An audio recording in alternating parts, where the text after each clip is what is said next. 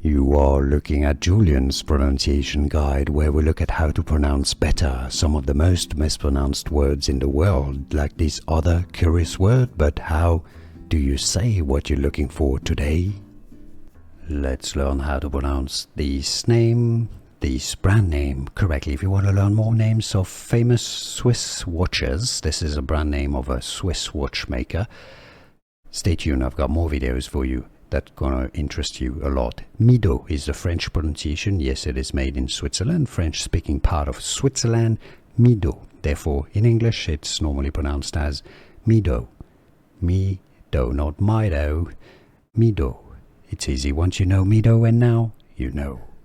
Here are more videos on how to pronounce more confusing words and names too many mispronounced. Like this video if you found it useful. I appreciate your support. I'll see you soon, and thanks for watching.